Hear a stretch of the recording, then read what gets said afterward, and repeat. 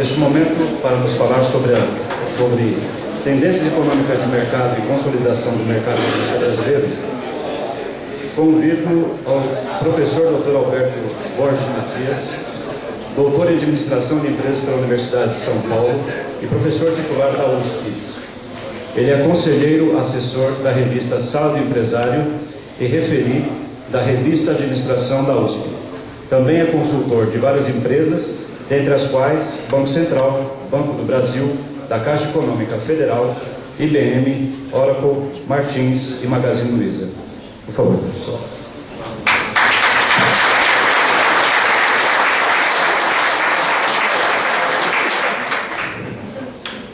Gente, uma boa tarde a todos. Um pouco mais adequada por aqui mesmo, a gente está ensaiando muito, né? Vamos lá, onde estamos aqui na sequência.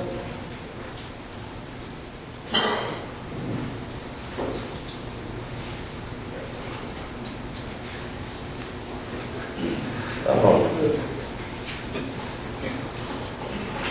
Bom, nesse nosso bate-papo, ainda no final de tarde, vamos estar discutindo um pouco de economia, né? E o impacto da economia aí no setor varejista. Falar um pouquinho de economia internacional, economia brasileira, mercado varejista brasileiro e seus impactos em termos de economia. Se nós começarmos por economia internacional, hoje ainda a gente tem que discutir um pouco a crise do subprime, né? Para a gente entender um pouco o que está acontecendo nesse mundo e quais são essas notícias que estão aí aparecendo.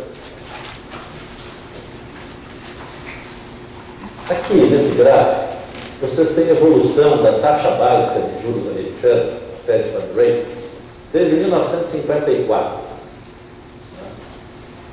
O que está acontecendo aqui? Ó? É a taxa de juros mais baixa da história dos Estados Unidos. Quando eu falo dessa forma, alguma coisa está errada, né? Então isso já é uma ação, assim, muitas vezes, de desespero. Eu estou tentando recuperar a atividade econômica americana a partir de uma taxa de juros tão baixa. Vejam alguns dados, por exemplo, aqui, ó, se pegar esse período que vai de 94 até 2002, você tem uma taxa estável. Essa taxa de repente despenca, sobe. Vocês estão pensando que só Brasil a gente vive de loucuras?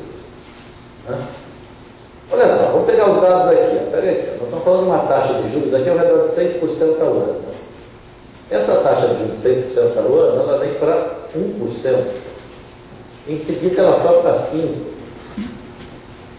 Estamos falando de uma taxa Selic aqui no Brasil, que deve hoje à noite para 11%. Né? A gente vai para 55%, depois cai para 11%. Imagina o estrago. E isso foi feito. Conhece um cara chamado Bush? O Bush pai já começou arrebentando os Estados Unidos lá atrás, né? E o filho acabou de arrebentar mais recentemente.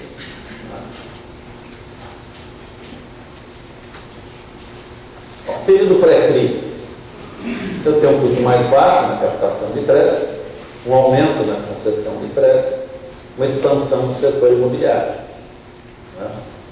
Estou falando desse período aqui, ó. No ano 2000, a novembro, dezembro de 2000, a taxa está em 6,5. Esse gráfico aqui é um pedaço daquele lá, né? E ela vem, ó, de início de 2001 até início de 2002, ela vem de 6,5 para algo como 1,5, mais ou menos.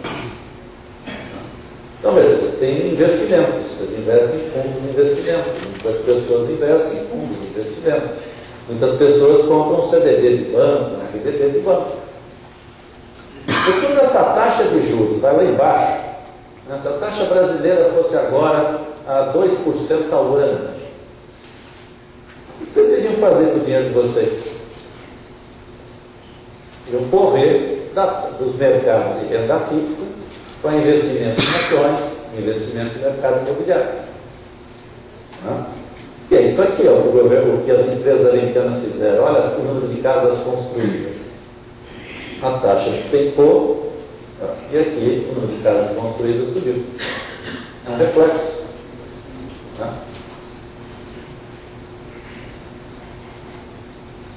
aquisição de crédito imobiliário nos Estados Unidos nesse período. Olha o crescimento.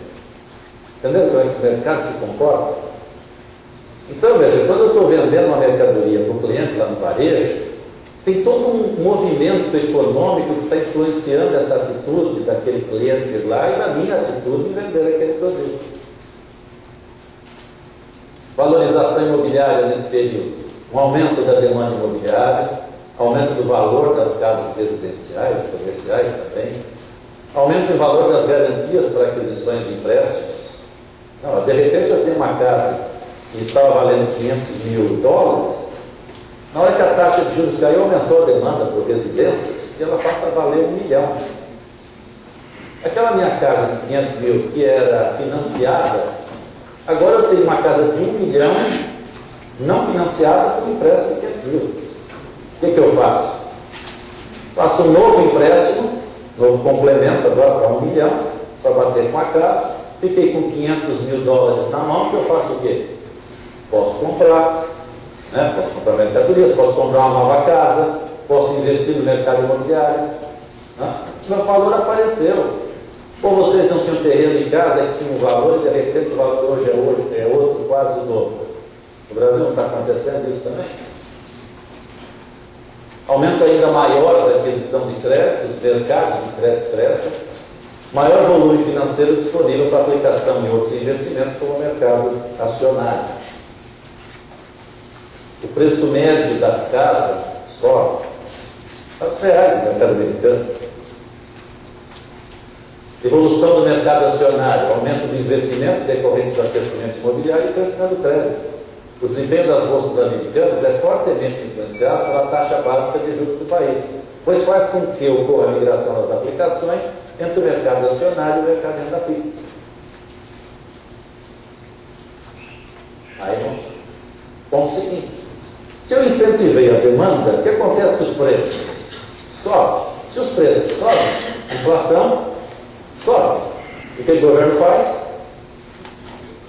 Aumenta a taxa de juros para fazer uma retração, né, dos mercados e uma redução da taxa de inflação. Então o mercado vai crescendo e agora vamos ao ajuste. Olha lá, a taxa que chegou naquele período a 1%, né, ela pula, olha, eu estou falando em junho de 2004 e aqui eu estou falando em abril de 2006, um ano e pouco. Né? Ela vai de 1 para 5,5. O volume de casas construídas, olha que beleza, derruba o mercado.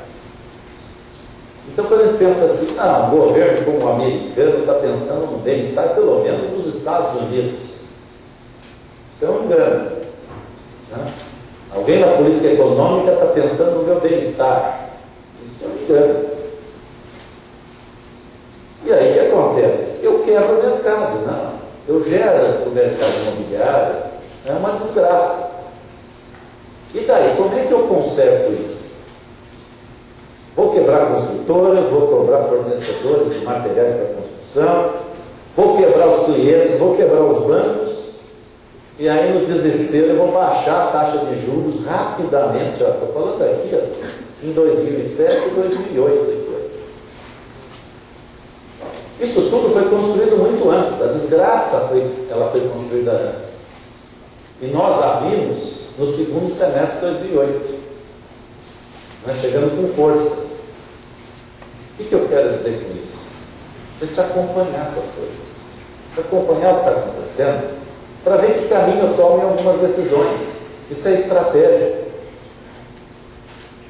Encarecimento na aquisição de crédito por conta do aumento da taxa básica de juros, há um desaquecimento do setor imobiliário, com redução da demanda imobiliária, queda do valor dos imóveis e das garantias dos empréstimos adquiridos.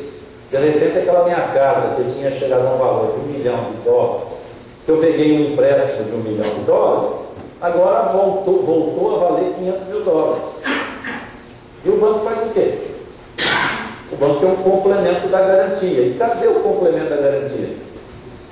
Foi aplicada no mercado acionário. O que aconteceu com o mercado acionário? Derrubou. Perdi. O banco perdeu. Se não tiver capital para bancar a perda, quebra. Só este ano, 2010, nos Estados Unidos, quebraram 92 bancos. Até agora, 92. Como é que recupera uma economia destruída dessa forma? As instituições entram em prejuízo e quebram. Perdas financeiras do mercado acionário, prejuízo de instituições atuantes no mercado de capitais, bancos de investimento não sobrou um nos Estados Unidos. Todos quebraram. Corretoras, distribuidoras, fundos de investimento, fundos de pensão. Eu, americano, trabalhei a minha vida, coloquei recursos nos fundos de pensão para minha aposentadoria futura, e os administradores do fundo de pensão colocaram os recursos nesses investimentos. Cadê o meu dinheiro agora? Então, veja, quanto tempo vai durar a crise americana? Vai durar muitos anos. É um problema que agora eu tenho que resolver aí nos próximos 20 anos, não é para agora. Como é que eu resolvo o problema do endividamento americano? Aquela nossa referência dos Estados Unidos deixa de existir.